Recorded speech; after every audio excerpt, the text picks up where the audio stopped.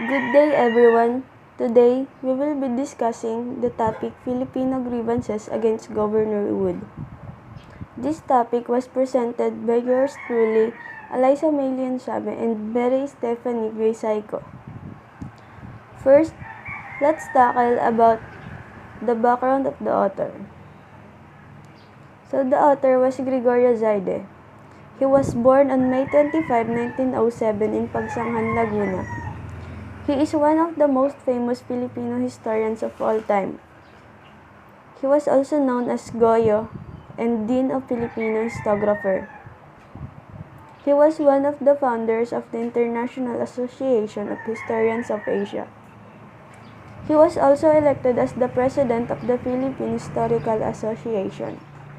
He also taught in various schools in the Philippines. Leonard Wood was a United States Army Major General, physician, and public official. He served as the Chief of Staff of the United States Army, Military Governor of Cuba, and Governor General of the Philippines.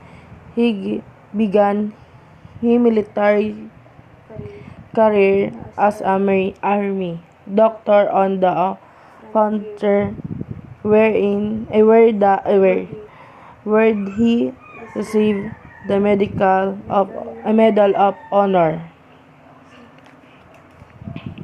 He was born on October 9, 1860, in Winchester, New Hampshire, United States, and he died on August 7, 1927.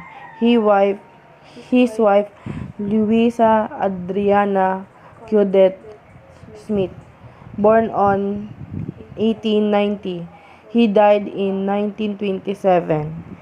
Their three children are Leonard Wood Jr., Louisa Barbara Wood, and Osborne Cutler Wood.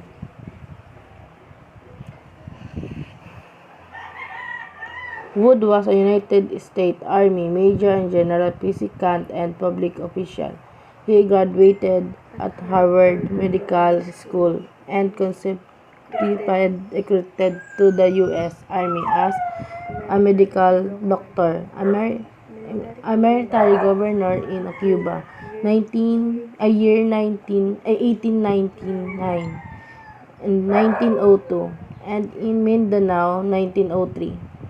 The Wood commanded the Philippines divisions of the U.S. Army in 1906 and 1908, and Chief of Staff in the U.S. in 1910-1914. A Republican candidate formed that presidents but lost nomination to Warren Harding 1920. Wood was the Governor General of the Philippines from 1921 and 1927. So to understand more about our topic, we present this video.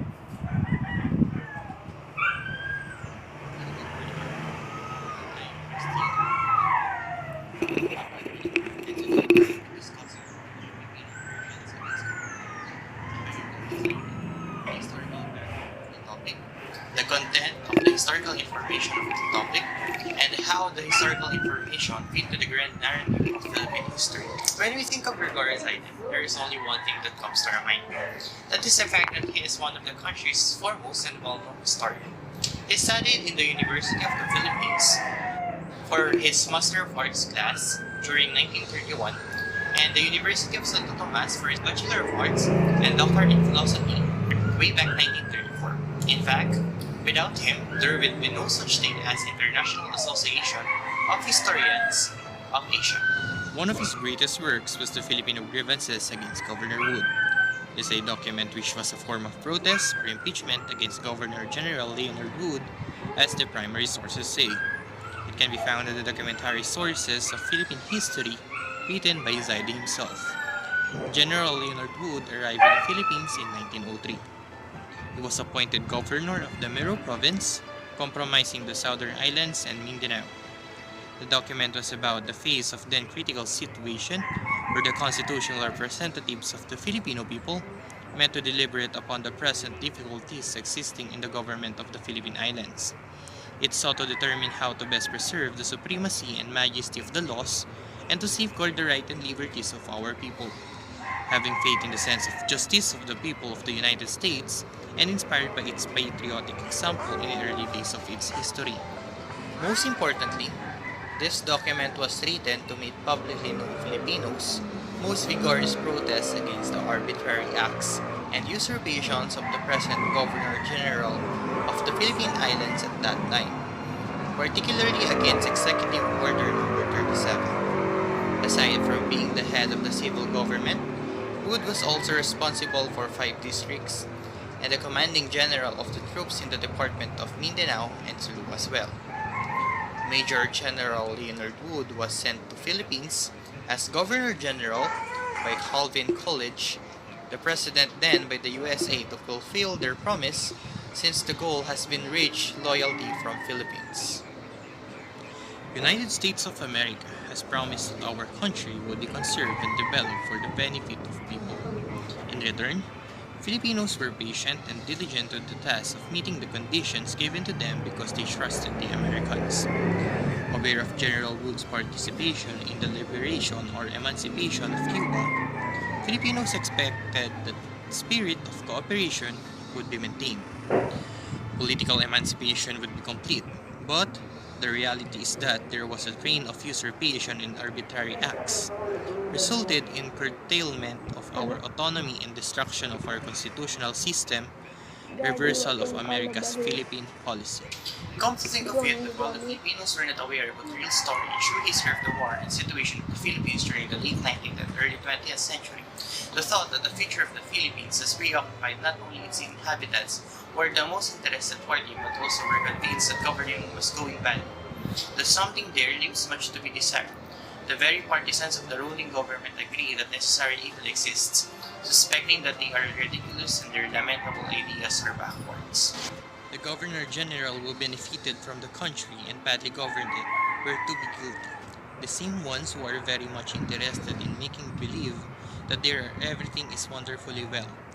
Those who must maintain that everything is good and cannot be better so that no one would disturb them in their profitable nirvana they have established. They are like doctors who want homeopathic, a very slow treatment who lacking patients would like to lull and dandle a chronic ailment so that they may continue collecting and eating at the expenses of the patient and his suffering.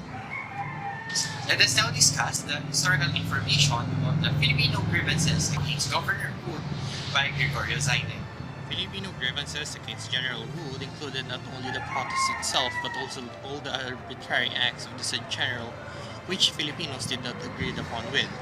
First, Wood has refused his consent to laws which were the most wholesome and necessary for the country.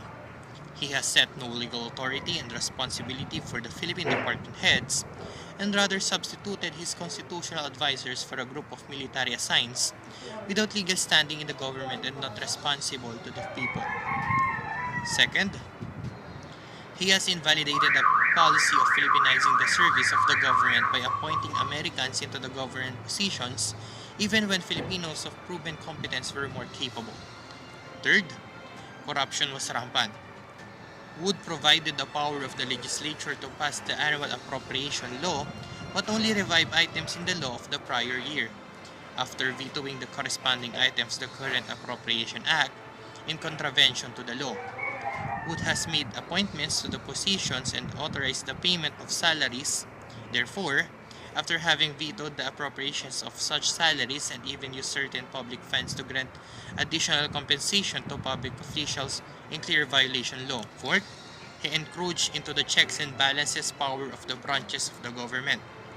Wood has unduly interfered in the administration of justice. He has refused to obtain the advice of the Senate in making appointments where such advice is required by the law. He has refused to submit the Senate appointment for the vacancies occurring during the races of the legislature and continued in the office nominees whose appointment had been rejected by the Senate. Finally, Wood in the administration of affairs in Mindanao brought about a condition which has given rise to dispute and conflict between certain groups of Christian and Mohammedan Filipinos, and even created strained relations between resident Americans and Filipinos. He has thrived on the excuse of getting the government out of business, to dispose of all companies capitalized by the government worth many millions of the people's money to powerful American interests. Now, with all of these facts, what can we interpret regarding the document? How the historical information of the document fits to the grand narrative of the Philippine history.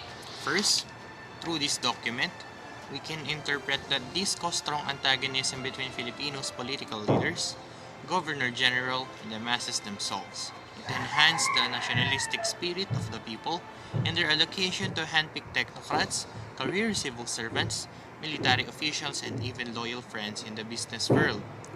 This fits the narrative of history that in a bureaucracy which has always been assaulted of personal interest and very low official rewards, the situation became an open invitation for many to become masters of the people and to feather their nests whenever possible. Number 2. It complicates the relationship between politicization and performance, in that the former may also lead to desirable activities rather than just corruption and maladministration.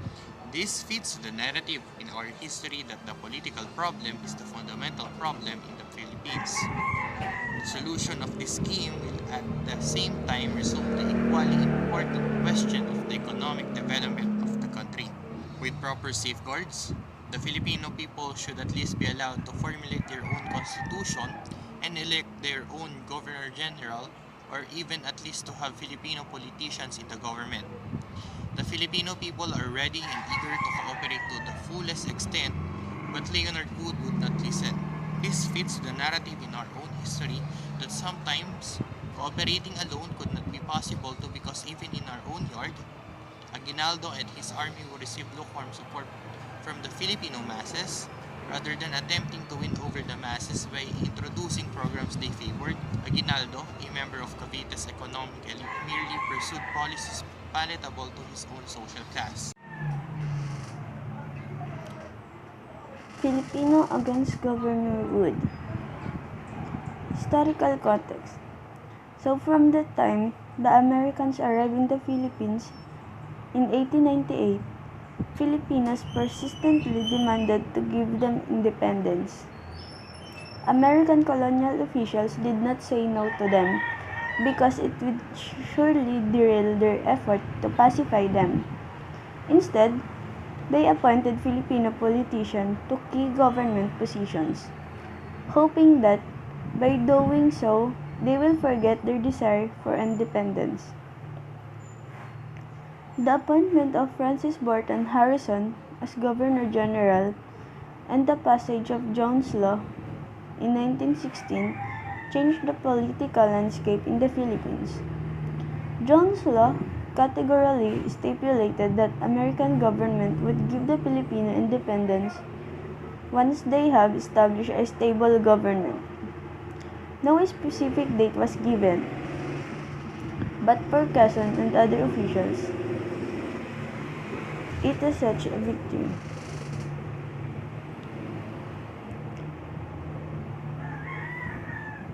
So Filipinos placed their trust on the Americans' pledge to help them acquire self-government and independence. Filipinos voiced out their sentiments regarding the oppressive and undemocratic acts of their present Governor General Leonard Wood. The Filipinos expected that the spirit of cooperation would still be maintained during his administration. However, his government has been characterized by usurpations and arbitrary acts that eventually resulted to the destruction of their constitutional system, which opposed the America's Philippine policy.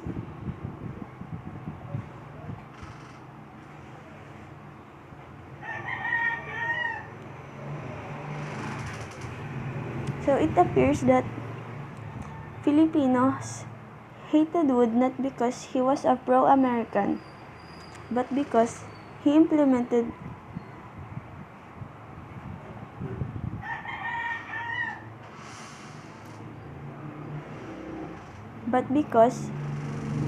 he has refused to assent to laws which were the most wholesome and necessary for the public good. He has set and not both the legal authority and responsibility for the Philippine heads of department. He has substituted his constitutional advisors for a group of military attaches without legal standing in the government and not responsible for the people. He has reversed the policy of Filipinizing the service of the government by appointing Americans even when Filipino was proven capacity were available. He has obstructed the carrying out of national economic policies duly adopted by the legislature, merely because they are in conflict with his personal views. He rendered merely perfunctorily the power of the legislature to pass the annual appropriation law by reviving items in the law end of the preceding year, after violating the corresponding items of the current Apportation Act in flagrant violation of organic law. He has made appointments to positions and authorized the payment of salaries. Therefore, after having voted the appropriations for such salaries, he has used certain public funds to grant additional compension to public officials in clear violation of the law.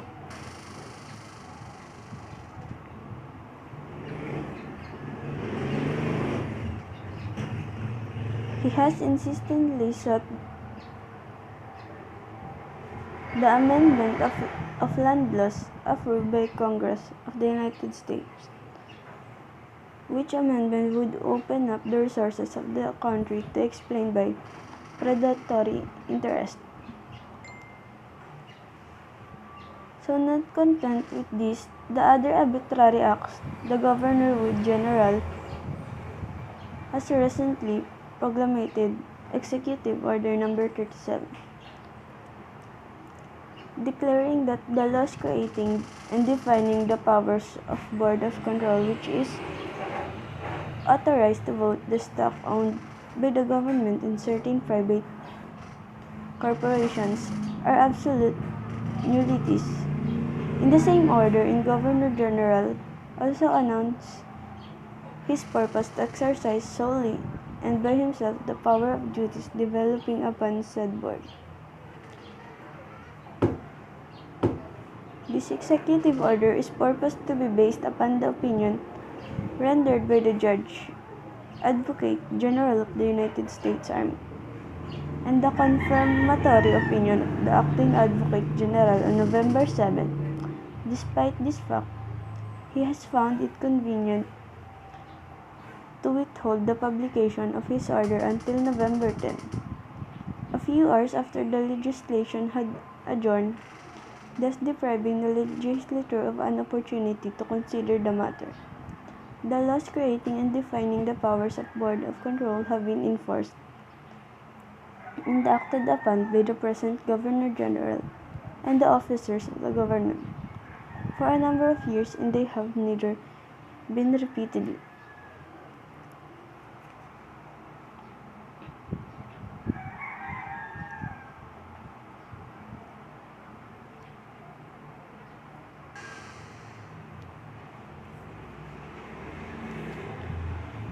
This historical account uncovered the grievances of the Filipino people with regards to how the grant of self-governance and independence was delayed due to the anomalies in deeds of the Governor General Wood. Filipinos have always known their worth through gained intellect and had courage to fight for it, leading to the rise of the Philippine-American War. So Filipino grievances against Governor Wood. This document was written by Filipino politicians of the time as a form of protest against arbitrary and oppressive acts by Governor Wood, specifically against Executive Number 37. It was approved by the Commission on Independence on November 17, 1926. The appointed happened on October 14, 1921 until August 7, 1927. A year after it was approved, Governor Leonard Wood died due to surgery failure. So the text was taken from his book Documentary Sources of the Philippine History, which he compiled, edited, and annotated with the additional notes of his sannyasa.